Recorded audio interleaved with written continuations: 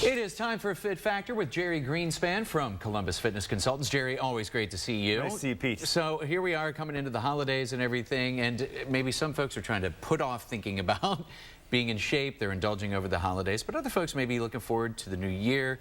They got the resolution to get in shape, thinking about an elliptical machine like this one. Why is an elliptical machine a good choice versus maybe a treadmill or other form of aerobic exerciser? That's a great question. I mean, the elliptical was designed to simulate running, but take away some of the impact loading.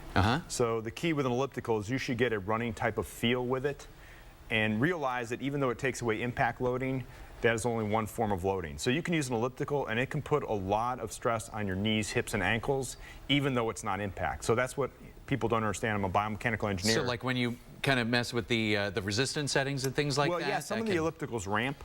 And if you ramp, you basically are turning an elliptical into a stepper.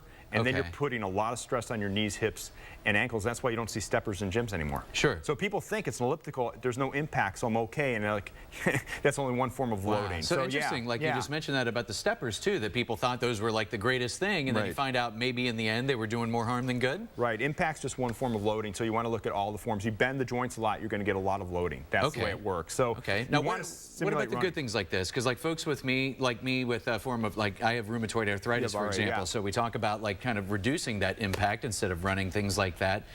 What makes this such a good choice, though, when it comes to like the motion and all that kind of, because it seems like you get your whole body into it. Right, you do get your whole body. That means you get to work your upper and lower body simultaneously. If you do that, the nice thing is you raise your heart rate quicker.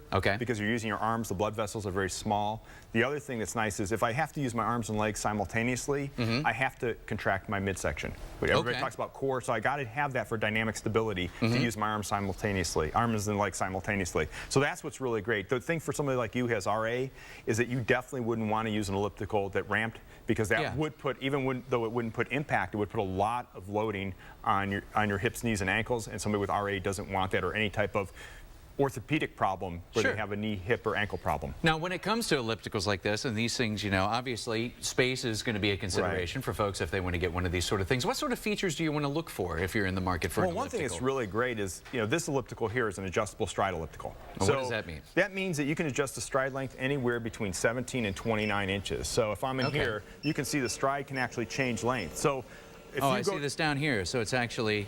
Right, so it's separating the pedals further from each other. So the nice thing about an adjustable stride elliptical is it's like the car seat that you have in your car. You can adjust the position of that car seat to fit the person rather than the person having to adjust the fit. Well, let's face it, because compared to 10 years ago, Jerry, I can't exactly... Just saying. And then as you warm up, it used to be. And as you warm up, you can get a longer stride too. That's what's really nice. All right. So then I noticed that there are like different programs and things like that on here. These are usable things, like stuff that... Yeah, I mean, they're all marketing, but I mean, interval just means it's going to change the amount of intensity that you have throughout the workout. You can also change it here, but it's nice to give you kind of a change up for your body, so you go at different intensities. Obviously, random just means to throw you into whatever resistance that you want, and glute means obviously it's just marketing. Any exercise you use in elliptical is going to work your butt. And so pump up the resistance. I quickly want to get to this too, because I know that we're running out of time here, Jerry. When it comes to where you should buy an elliptical, what are the best places to go? Like, I think if you go to somebody like a specialty shop where you're going to get good service and you're going to get knowledgeable people, that's really what's important. I mean, you need somebody who's knowledgeable on, you know, engineering components and how it interacts with your body. Those are the two things. So if you talk to an expert, they're going to make sure you get the right product. If you just go online and read reviews, you're going to get you get what you pay for. If it's a free review, you're getting that kind of information that's not very good. All right, well, Jerry Greenspan, thanks so much. Really appreciate it. And hey, to get signed up for Jerry's weekly Fit Factor tips, just go to our website, myfox28columbus.com, and click on Fit Factor.